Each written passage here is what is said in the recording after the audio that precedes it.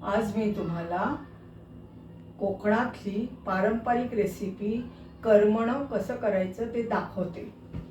प्रथम एक वाटी खोबरं घेतलं, ओला नारळाची चव घेतली, नंतर 10-12 काळी मिरी घेतली, 2 हिरव्या मिरच्या घेतल्या, थोडीशी चिंच घेतली।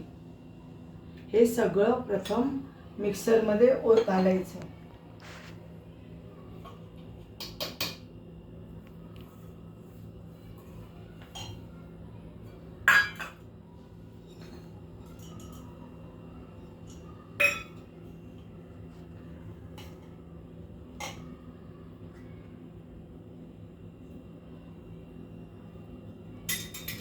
आणि ह्यामध्येच चिमूटभर मीठ आणि साखर थोडीशी घालायची, किंचित।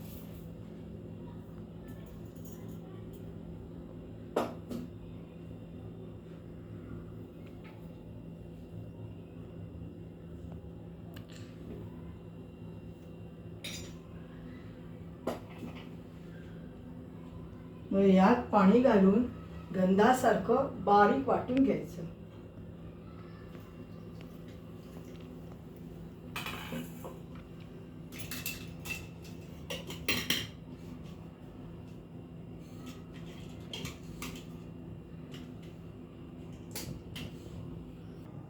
आता आपण हे मिक्सरमध्ये घालून गंधासारखं बारीक वाटून घेऊया।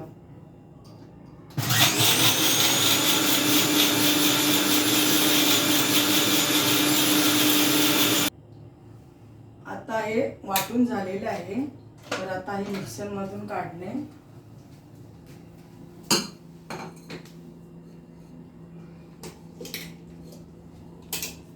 आणि हे बघा, गंधासारखं बारीक वाटायचं, जाड वाटायचं नाही। आणि ह्याला फोडणी फक्त तुपावरच घालायची, तेलाची फोडणी द्यायची नाही।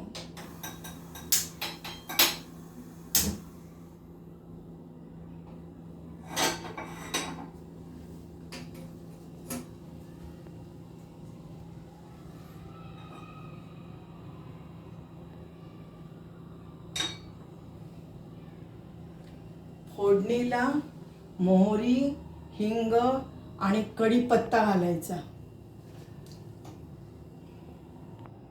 आता आपण तूप गरम झालेलं आहे, तर ह्याला करमण्याला फोडणी देऊया। ही तुपावरच द्यायची, तेलात फोडणी ही द्यायची नाही। तर मोहरी तटतटल्यावरच हिंग घालायचा।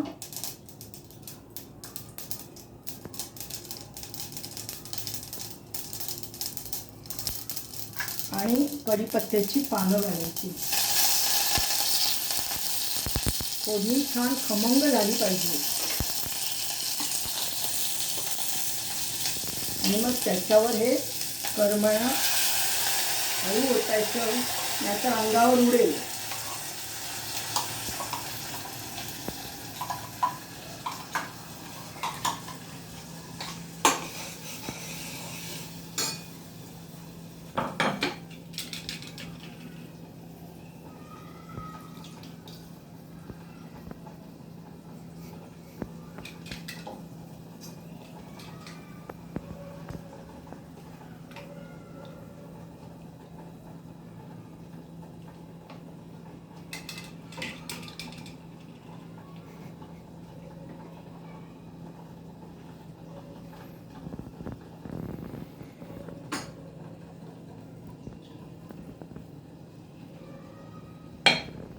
हे करमण चांगलं असं ढवळून घ्यायचं, फुटू द्यायचं नाही, पण उकळलं पाहिजे, असं ढवळत राहायचं।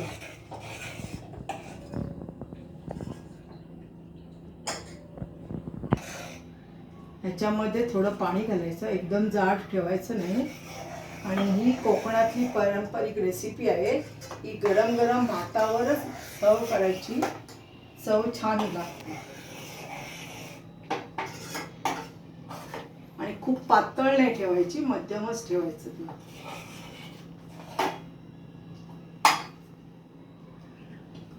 तुम्ही ही रेसिपी नक्की करून पहा, तुम्हाला आवडेल।